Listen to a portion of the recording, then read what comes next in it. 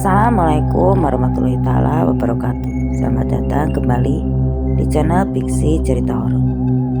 Untuk kisah ini, ada sebuah cerita yang diangkat dari kisah nyata.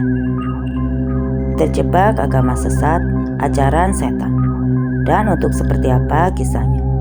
Mari kita simak berikut ini. Ini adalah cerita tentang seorang perempuan bernama Nia. Dan ceritanya diawali dengan tulisan hidupku adalah rangkaian luka yang tidak pernah sembuh. Dan aku tidak menyangka bahwa jauh dari Tuhan berarti mendekat pada sesuatu yang jauh lebih gelap. Mungkin banyak kisah yang bisa kita petik dari ceritanya ini.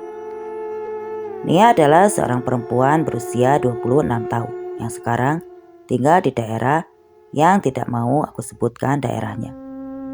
Bahkan katanya semua nama daerah dan semua nama yang memang benar ada di dalam cerita ini semuanya disamarkan. Nia ini seumur hidupnya tinggal di sebuah rumah sederhana bersama ayahnya. Dia dibesarkan oleh ayahnya sejak ibunya dengan ayahnya bercerai waktu Nia masih kecil. Dan ibunya Nia meninggalkan ayahnya untuk menikah lagi dengan orang lain. Jadi dari kecil sebenarnya di hati kecilnya Nia sudah ada kemarahan dan luka terhadap ibunya, dendam terhadap ibunya, tapi tertutupi sama cinta ayahnya yang luar biasa. Ayahnya bekerja keras untuk bisa menghidupi Nia, untuk sekolah terbaik, makan terbaik, mengajak dia liburan, dan ayahnya selalu mencoba untuk memerankan peran baik seorang ayah dan juga peran seorang ibu di dalam hidup Nia. Dan semakin Nia besar, semakin dia merasa bahwa sebenarnya ayahnya itu rasanya seperti sahabatnya. Dan setelah Nia lulus sekolah karena memang belum ada biaya dan juga rezeki untuk berkuliah, akhirnya Nia memutuskan untuk bekerja. Nia pun bekerja sebagai customer service di daerah tempat tinggalnya, sekalian untuk membantu-bantu di rumah untuk meringankan beban ayahnya. Nia masih ingat, ayahnya tuh bangga sekali pada Nia dapat gaji pertamanya. Dan mereka berdua merayakan dengan makan malam berdua di restoran Cina favorit ayahnya. Selama beberapa tahun Nia bekerja. Satu malam Nia mendapatkan telepon, dan dari telepon itu mengatakan bahwa ayahnya Nia jatuh saat bekerja. Dan saat itu sudah dilarikan oleh teman-teman kerjanya dibawa ke rumah sakit. Nia langsung menuju rumah sakit, dan saat Nia tiba, ternyata keadaan ayahnya Nia jauh lebih parah dari apa yang dia pikirkan. Bahkan selang beberapa menit, Nia sempat melihat ayahnya mengerang kesakitan. Sebelum monitor mengeluarkan suara nyaring memekik, menunjukkan bahwa sudah tidak ada aktivitas jantung lagi dari ayahnya. Dalam masa berduka, Nia terpukul sekali bahwa ayahnya adalah satu-satunya anggota keluarganya yang ia cintai dan ia miliki. Dan bahkan beberapa bulan terakhir sebelumnya, Nia kurang menghabiskan banyak waktu bersama ayahnya sejak Nia memiliki pacar. Karena Nia lebih sering menghabiskan waktunya berangkat dan dijemput dari kerja oleh pacarnya tersebut. Selama masa berduka ini, akhirnya Nia cuma ditemani sang kekasih yang bernama Dimas, yang dengan sabarnya setiap hari mengingatkan Nia bahwa kesedihannya akan segera berlalu. Tapi kenyataannya ternyata tidak semudah itu untuk bangkit setelah kehilangan orang seperti ayahnya. Dan saat melalui itu semua, Nia mendapatkan kabar bahwa dia dikeluarkan dari pekerjaannya. Entah mungkin karena performanya tidak baik selama ia bekerja, atau memang perusahaan yang harus mengurangi pekerja. Yang jelas hal ini tidak membantu, dan seakan deritanya tidak cukup sampai di situ. Saat Nia sedang membeli makanan di pinggir jalan, tiba-tiba Nia terserempet oleh mobil. Mobil yang menabraknya juga langsung melarikan diri, dan Nia terpaksa dibopong oleh orang-orang sekitar, dibawa ke rumah sakit. Cederanya lumayan parah, jadi dia dirawat di rumah sakit selama 3 hari.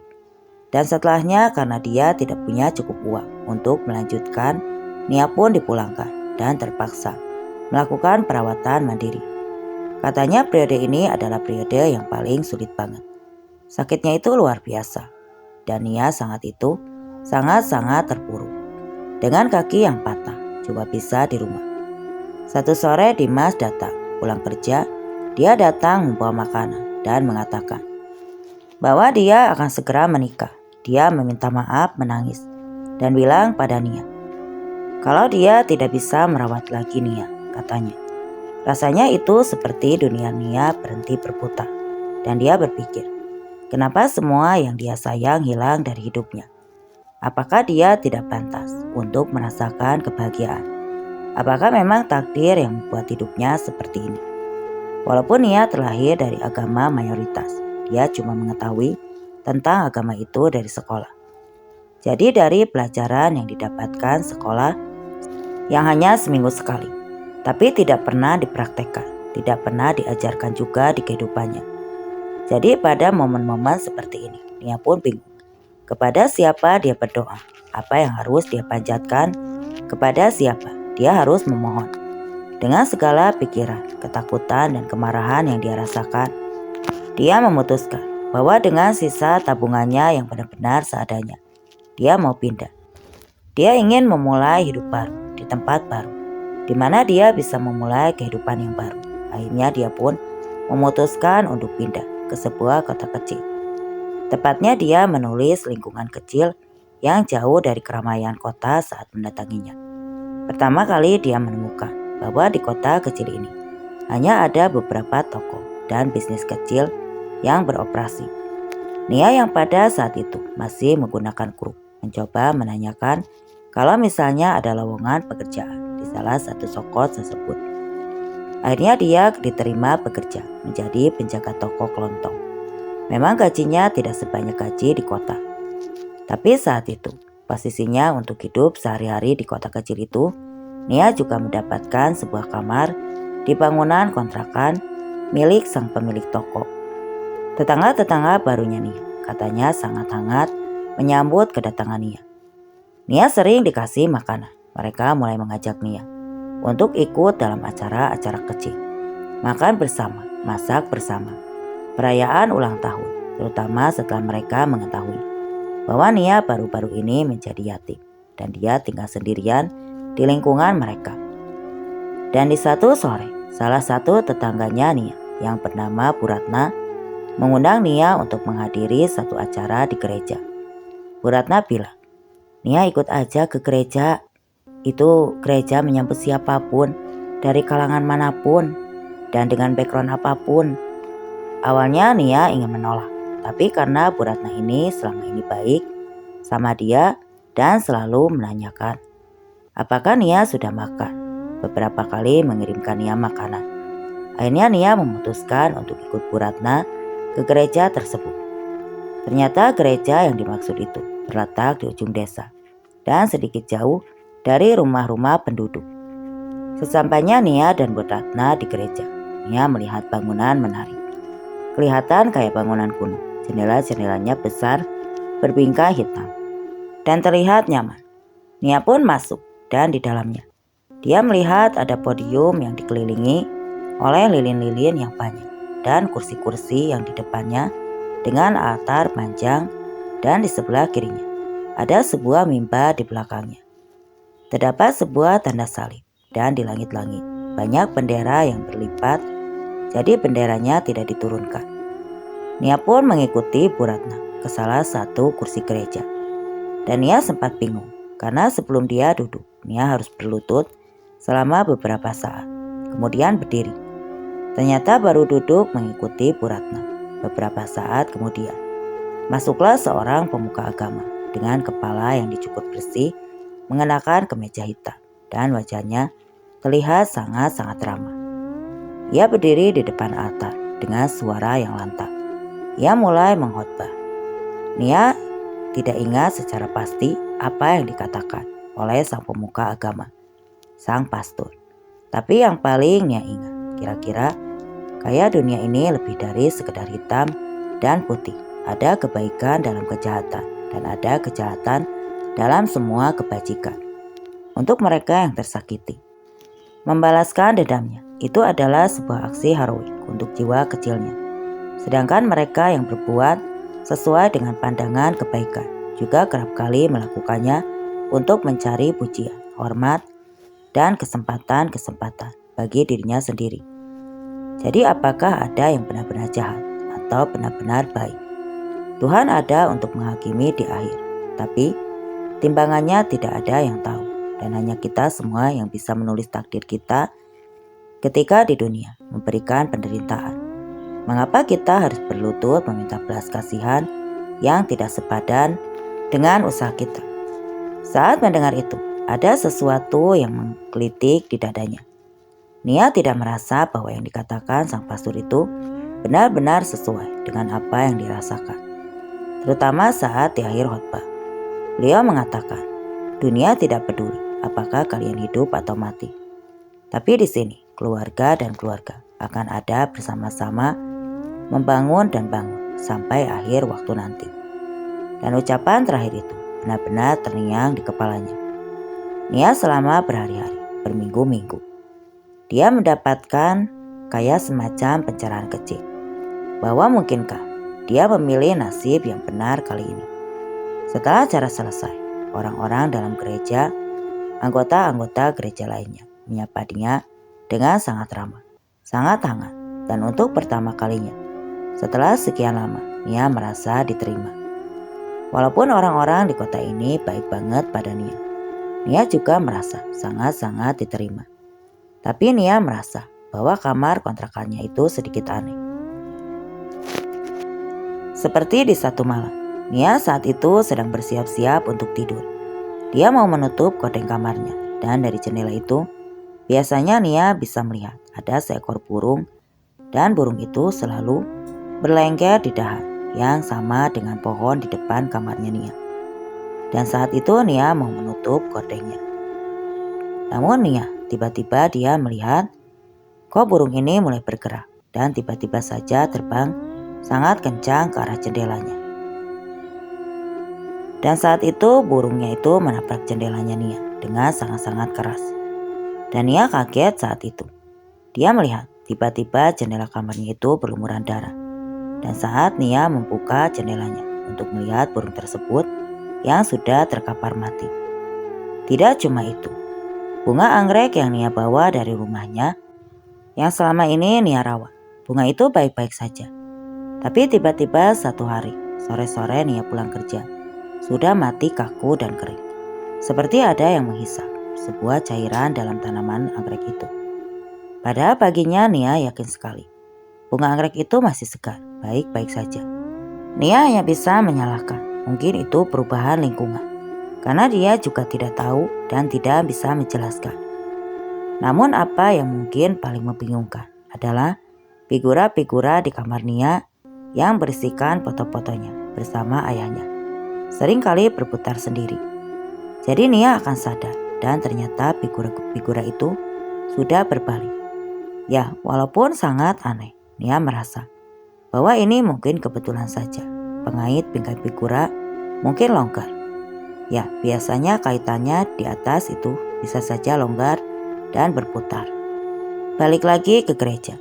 Sebenarnya masalah-masalah ini tidak terlalu penting karena Nia pada saat itu sedang fokus membagi waktunya untuk bekerja dan juga mendatangi acara-acara di desa ini, termasuk acara-acara di gereja. Semakin lama Nia mengikuti kegiatan kegerejaan ini, dia juga semakin dekat dengan anggota-anggota gereja. Walaupun di gedung yang Nia datangi ini namanya gereja, tapi gereja yang satu ini terasa berbeda.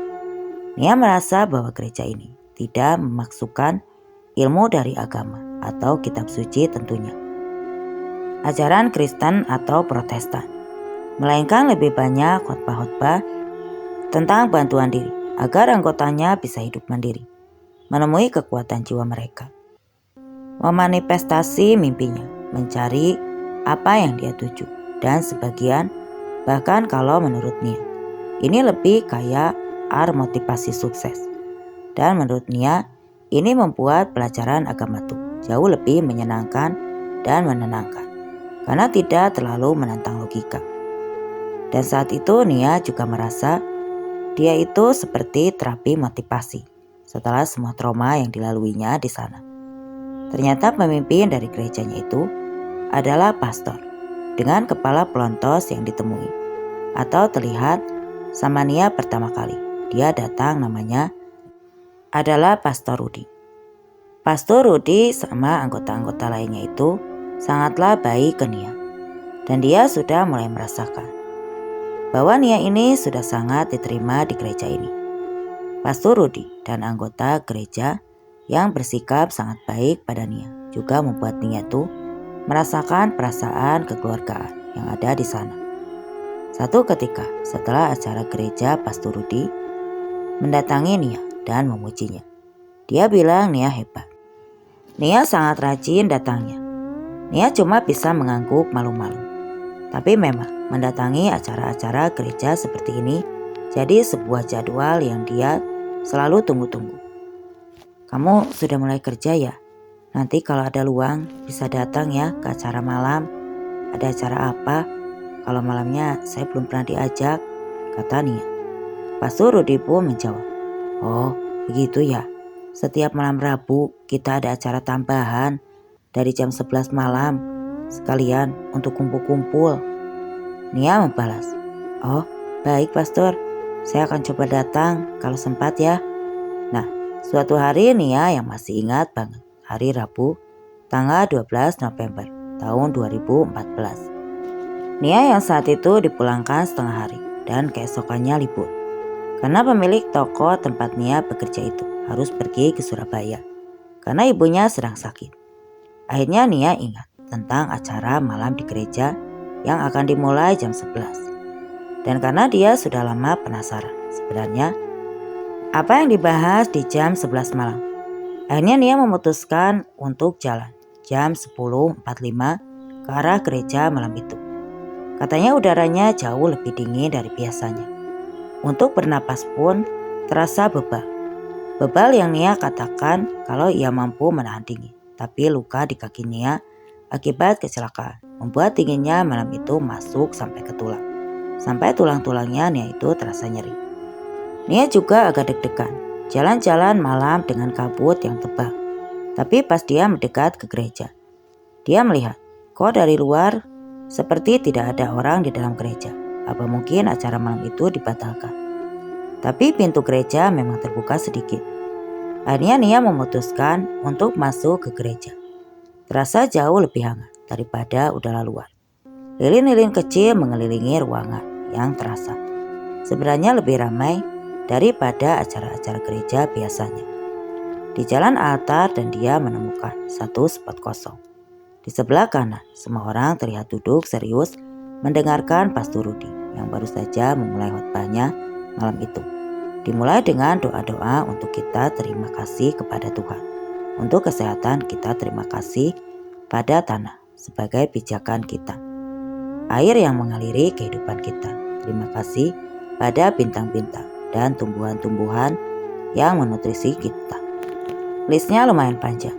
Diakhiri dengan terima kasih pada iblis dan setan yang sudah memenuhi tugas sulit mereka dalam menggoda dan mengganggu umat manusia. Sang pastor mengatakan, tanpa sang api kita tidak akan mengerti arti dari air. Tanpa godaan kita tidak akan mengerti arti dari kuatnya iman. Dan berserah. Malam itu Nia tertegun melihat semua orang menundukkan kepala mereka dan menaruh kepala mereka di tangan mereka di bawah dagunya pada bagian terakhir dari doa itu. Tapi sisa dari malam itu hanyalah pembacaan doa, refleksi dosa. Setelah itu makan-makan bersama dan sejak saat itu Nia mencoba untuk menyempatkan diri kalau Rabu malam untuk datang juga ke gereja. Tapi makin sering Nia datang ke gereja, Nia bertanya-tanya juga. Semakin sering hal-hal aneh terjadi di rumahnya. Dari beberapa burung yang lagi-lagi menghabisi nyawa mereka di jendelanya. Dengan menabrakkan diri, figura yang terbalik. Dan satu waktu pas Nia sedang mengaca, siap-siap mau bekerja. Dia melihat pergerakan dari bayangan yang di kaca itu lebih lambat dari pergerakan aslinya. Aslinya kayak ada deadlight gitu. Tapi kan ini kaca. Jadi itu momen yang aneh banget menurut Nia. Ketika dia melihat bayangannya itu seakan mencoba mengejar pergerakan aslinya. Nia saat itu kaget. Pada saat itu, dia juga mencoba untuk melihat Nia yang asli. Tapi karena dia harus bekerja, dia abaikan pemikiran itu. Nia juga pada saat itu yang masih deli atau masih harus melalui semua kesedihannya dan semakin lama mulai merasakan adanya dorongan-dorongan kemarahan setiap kali ada yang mengganggunya. Atau setiap kali dia mimpi. Jadi dia waktu itu masih mendapatkan mimpi-mimpi buruk. Terkadang ayahnya di rumah sakit atau mantannya dengan istri barunya. Nia sering sekali terbangun, menangis, berteriak, dan saat itu muntah, ketakutan. Ya, satu-satunya ketenangan di hidupnya itu adalah saat ia datang ke gereja dan berkumpul dengan tetangga-tetangganya.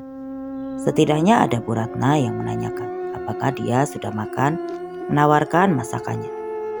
Anak-anak Bu Ipeh yang mengajaknya bermain, Pastor Rudi yang menghiburnya, dan warga-warga lain yang selalu merangkul dia.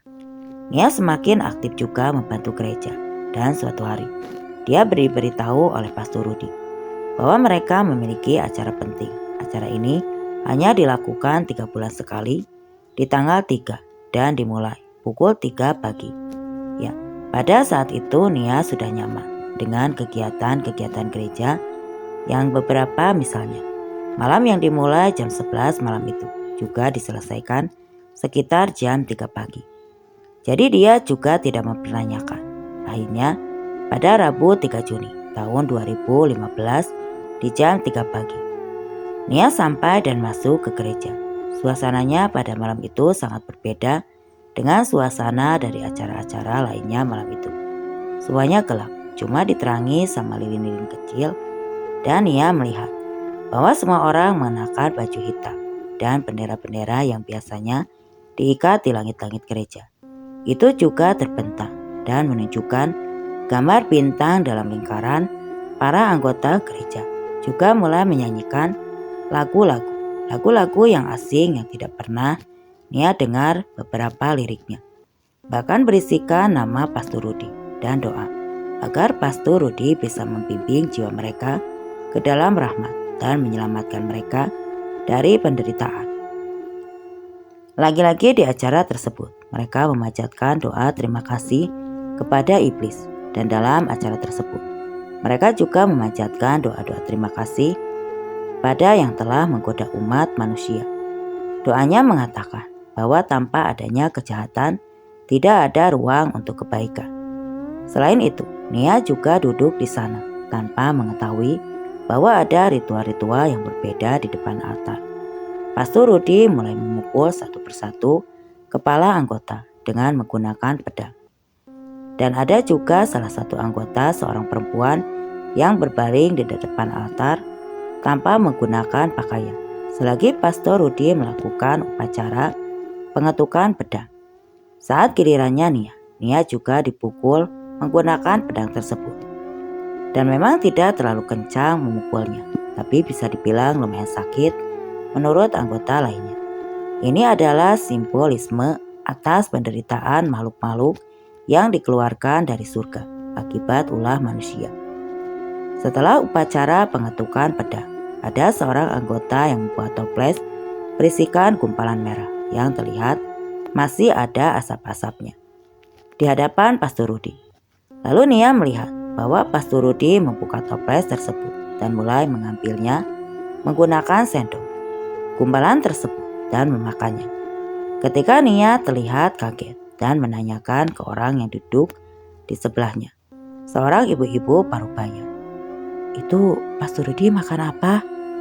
Perempuan parubaya itu mengatakan, "Oh, baru pertama kali ya. Jangan khawatir, nanti kita semua akan mencicipinya." Nia pada saat itu tidak mengerti apa yang dimaksud sang ibu. Tapi setelah giliran Pastor Rudi, semua anggota yang datang pada malam itu mulai berbaris di altar, termasuk Nia. Dan satu persatu diberikan satu sendok kecil dari cairan merah dan gumpalan tersebut. Dan ketika Nia dicicipi, menurut Nia ada sedikit aroma gumpalan-gumpalan lembek dan rasanya sedikit asin seperti kecap Jepang yang dilarutkan. Mengikuti anggota lainnya, Nia menelan cairan tersebut, meminum air, dan acara pun diakhiri dengan doa bersama. Setelah kejadian itu, Nia pun terus mendatangi acara-acara lainnya. Semakin lama semakin sibuk dengan kegiatan gereja Nia. Juga semakin mengabaikan hal-hal aneh yang terjadi di kamar kontrakannya. Figura yang selalu terbalik akhirnya sama dia ditata saja di atas meja. Dan bahkan ketika dia melakukan itu, foto-foto di dalam figura itu kadang-kadang suka berbalik sendiri. Tapi Nia sudah tidak peduli. Semakin lama, acara malam hari Rabu dan 3 bulanan juga semakin aneh. Tapi Nia masih merasa bahwa ajaran-ajaran ini membantu Nia merasa jauh lebih kuat, mempercayakan dirinya sendiri. Tapi bagian-bagian aneh dari acara yang tidak pernah dijelaskan, seperti cairan merah atau pakaian hitam yang digunakan dalam ritual, menunduk, merasakan kesedihan untuk semua makhluk, termasuk iblis, semuanya. Nia tidak pernah mempertanyakan. Satu hari di misa khusus jam 2.45 pagi, Nia sudah tiba di gereja untuk membantu persiapan acara malam itu. Kepada Ibu Ria, salah satu dari anggota gereja, Nia mengatakan bahwa gereja ini enak, selalu hangat, tidak dingin seperti di luar. Ibu Ria mendengar itu hanya mengerutkan dahinya. Terus dia bilang, hati-hati kamu Nia, ini bukan gereja, jaga perkataanmu. Nia pun menyadari pada saat itu bahwa selain Ibu Ratna, tidak ada satupun anggota yang pernah menyebut gereja sebagai gereja selain dirinya malam itu. Acara berjalan jauh lebih tegang dari biasanya. Dimulai dari khotbah tentang baik, buruk, hitam, dan putih, dan yang bertentangan membutuhkan satu sama lain. Malam itu Pastor Rudi mengatakan bahwa ada bagian spesial dari acara itu. Dia mengatakan dengan lantang, malam ini kita mendapat kesempatan untuk merasakan kekuasaannya, kekuatannya, keabadiannya. Tiba-tiba 3 orang berpakaian hitam dan memakai kalung bintang dan membawa sebuah karung hitam besar yang harus dipikul bersama-sama. Karung tersebut pun dijatuhkan di depan mimbar. Dan pada saat itu, jantung Nia berdebu keras. Pastor Rudi menarik tali pengikatnya dan karung tersebut terbuka. Semua anggota mencoba untuk melihat apa yang ada di dalamnya.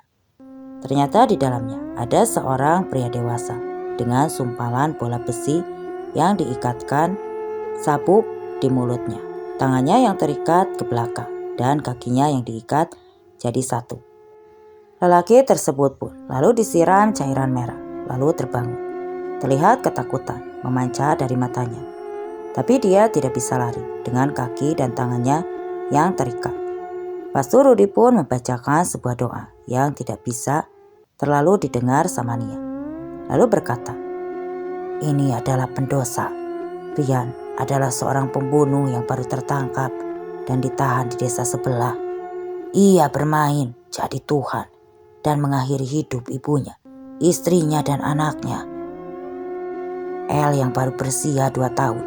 Tapi hari ini, ia hadir di depan kita semua sebagai penebusan dosa untuk keluarga yang ia bunuh dan penebusan dosa kita untuk memaafkan bagian dari jiwa kita yang lemah selama ini.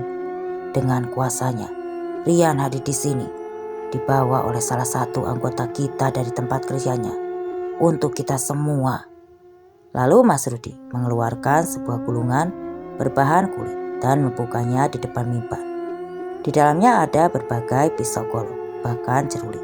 Dan saat itu, 3 orang yang tadi membawa Rian mengikatkan tali tambang pada kaki dan tangan Rian, menggantungnya berbalik di sebuah palang besi besar semacam gawang buatan yang sudah disiapkan sebelumnya.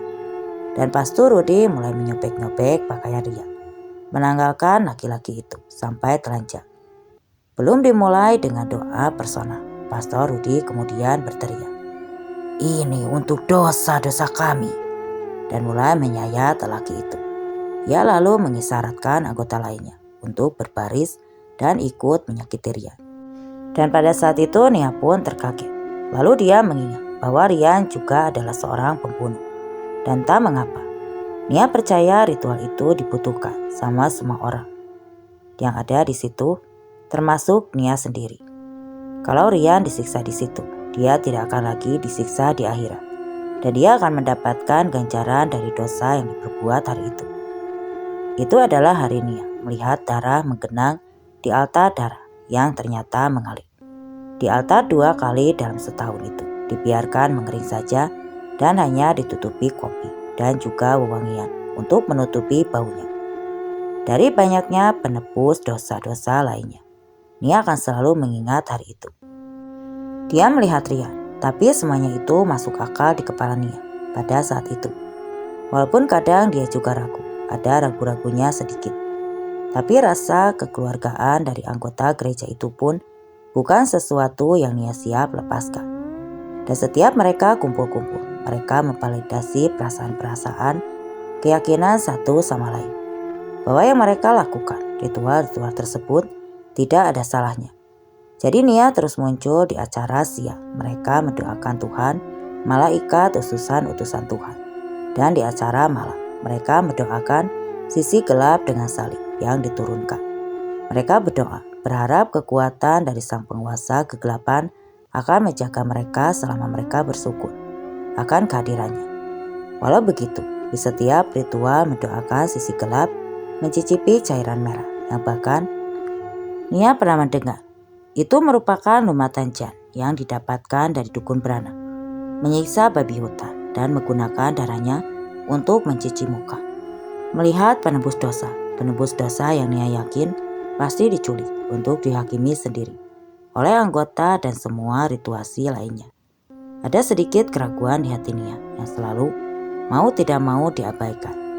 Di kamar kontrakannya, figura-figura yang tadi sudah dipindahkan juga kerap menunjukkan foto ayah Nia yang berbalik sendiri dalam figura. Tapi pada poin itu, Nia sudah tidak peduli.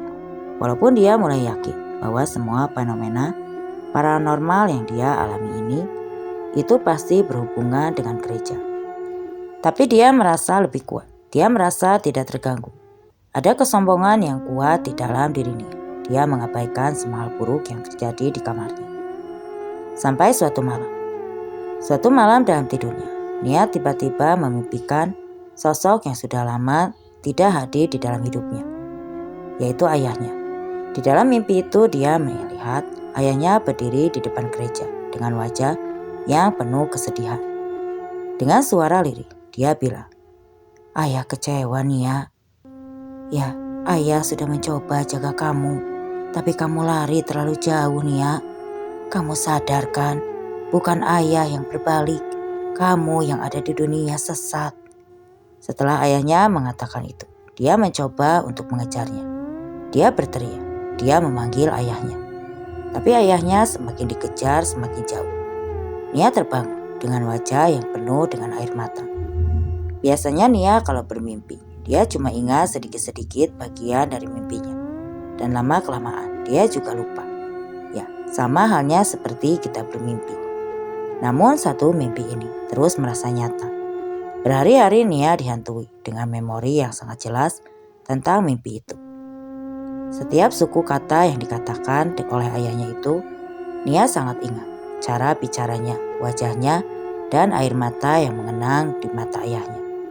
Dan dengan semua yang dia rasakan, dia merasa bahwa pesan ayahnya ini adalah petunjuk jelas bahwa keraguannya selama ini itu juga berdasarkan suara kecil di hatinya. Seberat apapun sayangnya dia pada orang-orang di sana, Nia tahu bahwa ajaran mereka akan menenggelamkan Nia. Dan dengan berat hati, Nia menerima bahwa kali ini dia tidak akan kehilangan lagi, tapi kehilangan untuk kebaikan akhirnya. Nia diam-diam mengemasi barang-barangnya, dan satu pagi ia ingat, tepatnya pada Minggu 4 November tahun 2015, dia memutuskan untuk meninggalkan kota kecil tersebut dan pindah ke kota lain tentunya. Hal ini memanglah tidak mudah, karena mereka selalu mencoba untuk mengejar Nia, mencari tahu di mana Nia tinggal. Dia menghubungi orang-orang yang kenal Nia, bahkan sampai menghubungi Dimas yang sudah menikah untuk mengetahui Nia di mana untuk beberapa tahun. Nia harus hidup dalam persembunyian. untuk tidak meninggalkan jejaknya. Dan yang pada akhirnya Nia pun mendapat pekerjaan online yang sangat menguntungkan dan membantu dia untuk menata hidup barunya. Dan di akhir ceritanya, Nia menulis untuk kalian yang mendengarkan cerita ini. Aku mohon doanya. Memang trauma dan tragedi dalam hidupku membuatku rapuh dan mudah untuk dijadikan target dari ajaran-ajaran sesat. Sesungguhnya aku masih belum kehilangan harapan bahwa ajaran Tuhan yang sebenarnya mengajarkan cinta dan berserah, bukan dendam. Memang pengalaman tersebut menjadi trauma baru bagiku. Jadi semoga tidak ada lagi dari kalian yang mengalami hal yang sama. Jauhi ajaran-ajaran yang menimbulkan keraguan di dadamu. Dan doakan juga, semoga aku bisa menemukan ajaran yang benar dan jalan yang lebih baik. Semoga ceritaku bisa menjadi pembelajaran bahwa ketika aku berhenti mempercayai Sang Maha Kuasa, kepercayaan kita agar percaya padanya. Dan cerita pun selesai. Oke teman-teman, sekian untuk kisah kali ini. Terima kasih untuk yang sudah mampir di channel ini. Mohon maaf bila ada salah kata dan penyampaian. Saya pamit undur diri. Wassalam.